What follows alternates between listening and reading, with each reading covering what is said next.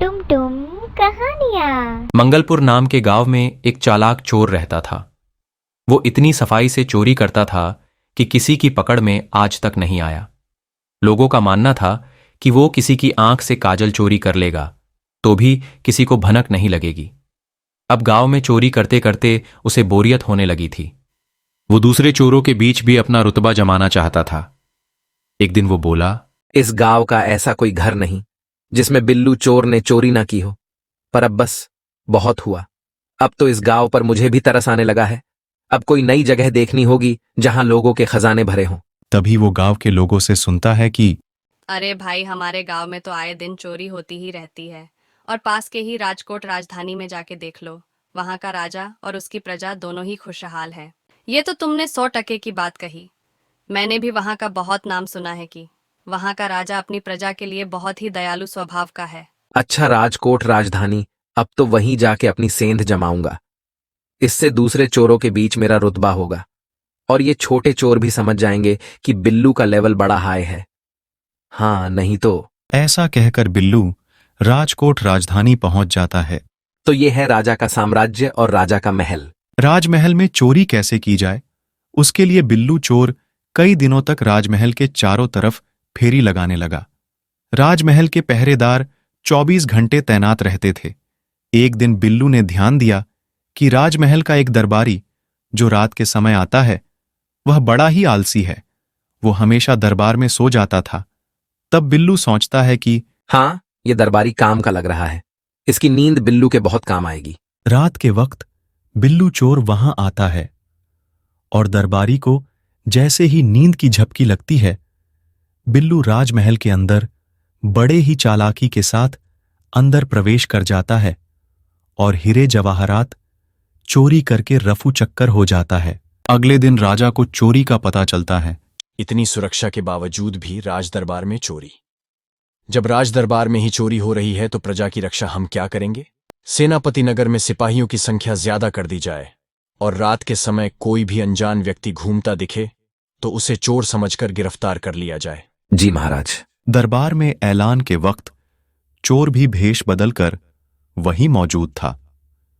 उसने चालाकी से पता लगा लिया कि कौन कौन से सिपाही इस काम के लिए चुने गए हैं। उसने साधु का भेष धारण करके उनके घर पहुंच गया।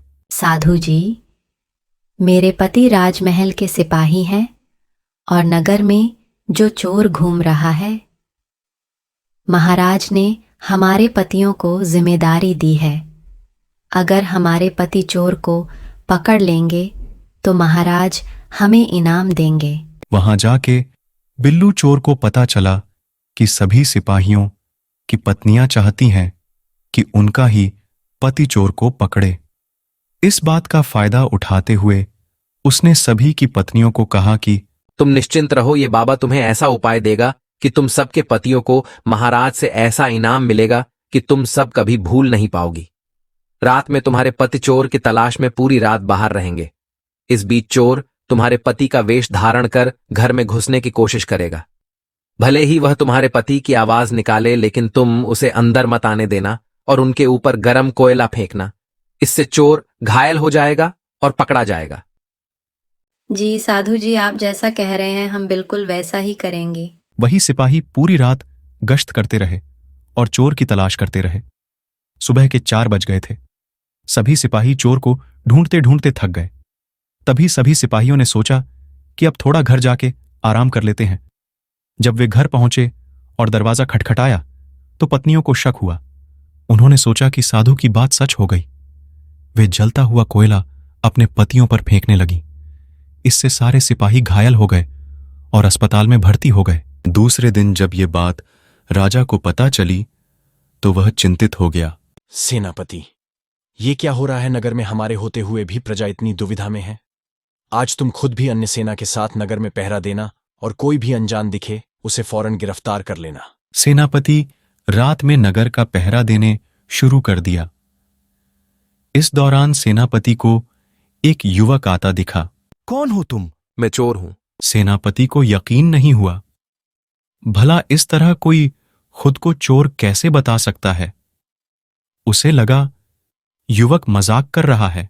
अगर तुम चोर हो तो चलो, तुम्हें जेल में बंद करने का आदेश मिला है। तो फिर चलो।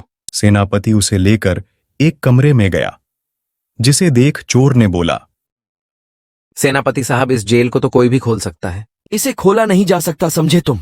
आप अंदर जाइए, मैं बताता हूं इसे कैसे खोल सकते हैं। सेनापति मान गया और जैसे ही अंदर गया, चोर ने दरवाजा बंद करके लॉक कर दिया और हंसते हुए बोला, मैंने पहले ही बोला था मैं चोर हूं, आप माने नहीं। सेनापति पूरी रात जेल में बंद रहा। सुबह सिपाहियों की मदद से सेनापति जेल से बाहर आया और राजा को सारी कहानी सुनाई। पूरी बात सुनकर राजा दंग रह गया। अब उसने खुद चोर पकड़ने का फैसला किया। रात होते ही नगर में राजा ने गश्त देना शुरू कर दिया। इस दौरान चोर ने साधु का भेष बनाया और पेड़ के नीचे धूनी जमाकर बैठ गया। राजा की नजर चोर पर पड़ती है जो साधु का भेष बनाया बैठा था। बाबा, आपने इधर से किसी अजनबी इंसान को जाते देखा है क्या? बेटा, मैं ध्यान में था इसलिए मैं किसी को नहीं देख पाया। इस दौरान राजा को एक विचार आया। उसने तय किया कि वह साधु की पोशाक पहनकर पेड़ के नीचे बैठकर नजर रखेगा और साधु को अपने कपड़े पहना देगा ताकि नगर के चक्कर लगा सके। बाबा, मैं एक चोर को पकड़ना चाहता हूं। क्या उसके लिए मैं आपकी पोशाक पहन सकता हूं? बदले में आप मेरी पोशाक पहनकर जा सकते हैं। पहले तो चोर इस बात पर राजी नहीं हुआ, लेकिन बाद में वह राजा के कपड़े पहनने के लिए राजी हो गया। ठीक है महाराज, जैसी आपकी इच्छा। राजा साधु की भेष में पेड़ के नीचे बैठ गया। इस दौरान चोर ने राजा के कपड़े पहने, घोड़े पर बैठा और महल जाकर सो गया। इसे कहते हैं दोनों हाथों में लड्डू। जब पूरी रात गुजर गई, सुबह के 4 बजे के करीब राजा को लगा कि साधु तो अब तक लौटा नहीं और न ही कोई अजनबी इस रास्ते से गुजरा, तो उसने महल जाने का फैसला किया। जब वह महल के फाटक के पास पहुंचा, अरे बाबा, कहाँ गुस्से जा रहे हो? ये तुम्हारी कुटिया नहीं, राजा का महल है। पहरेदार, द्वार खोलो, मैं महाराज ही हूं। लगता है ये कोई बहरूपिया है और हमें कुछ ज्यादा ही बेवकूफ समझ रहा है।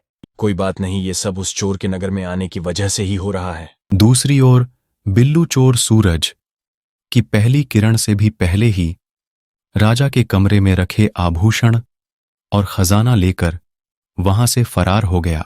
राजा ने जब महल आकर देखा कि चोर रात भर उसके बिस्तर पर सोया और उसकी पोशाक में ही फरार हो गया। अगले दिन मैं अच्छे से जानता हूं कि चोर अभी इसी दरबार में ही है और बहरूपिया बनकर हम सबके साथ ही था। नगर में इतने दिन मैं ऐलान करता हूं कि चोर अगर हम सबके सामने आ जाएगा तो उसे बख्श दिया जाएगा, साथ ही उसे इनाम भी दिया जाएगा। चोर वहां मौजूद भीड़ से निकलकर बोला कि महाराज, मैं ही वो चोर हूं जो नगर में और आपके महल में 2 बार चोरी कर चुका हूं। तुम्हारी चतुराई और चालाकी देखकर मैं काफी खुश हूं और वादे के मुताबिक मैं तुम्हें भेंट में एक गांव देता हूं।